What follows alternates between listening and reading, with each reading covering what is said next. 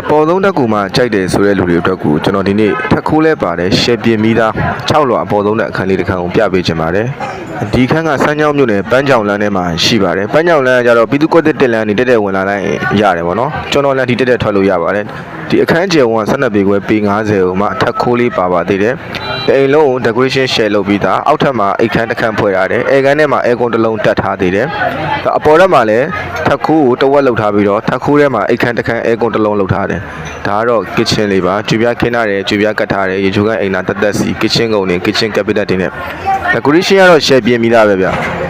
ဆေးအစ်စ်တုတ်ထားတယ်မီးလိုင်းတွေလည်းအကုန်အစ်စ်ပါ decoration ပြင်ပြီးတဲ့ကတော့လူလုံးဝမနေတာပါဘူးဒီခန်းတန်မန်းဆန်းရှိပတ်ပတ်လည်းနဲ့အနောက်ဘက်ဒီအရှေ့ဘက်တွေမှာလည်းအဲ့လိုတန်မန်းကိုပေါက်လေးတွေထုတ်ပေးထားပါတယ်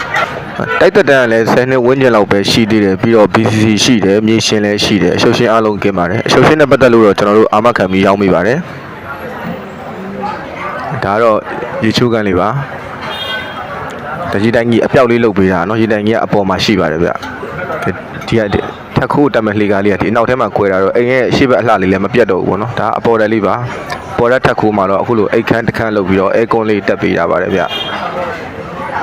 ထက်ခိုးကလည်းလူတရက်နီးပါးလွတ်ပါတယ်ဟိုဘက်အဆက်လေးတွေကတော့တိတ်မလွတ်ဘူးပေါ့ဗျာဒီအလဲလောက်မှာတော့လူတရက်ကောင်းကောင်းလွတ်ပါတယ်ဒီခန်းလေးကရောင်းမဲ့အလွှာလေးက6လွှာပါ6လွှာကိုထက်ခိုးတစ်ဝက်နဲ့ပါရောင်းမဲ့ဈေးနှုန်းလေးက3500ခေါ်ထားပါတယ်ဈေးနှုန်းကိုတော့ပိုင်ရှင်နဲ့တိတိဆန်ဆန်ညှိနှိုင်းလို့ရပါတယ်စိတ်ဝင်စားတဲ့လူတွေရှင်ကျွန်တော်ဖုန်းကိုဆက်သွယ်ပြီးတော့လိုက်ကြည့်လို့ရပါတယ်စမ်းချောင်းထဲကအခန်းကြီးရောင်းဖို့ငှားဖို့ရှိရဆိုရင်လည်းကျွန်တော်ကိုဖုန်းဆက်ပြီးတော့အပ်ထားလို့ရပါတယ်ခင်ဗျဗီဒီယိုလေးအဆုံးထိကြည့်ပေးတာအားလုံးကျေးဇူးတင်ပါတယ်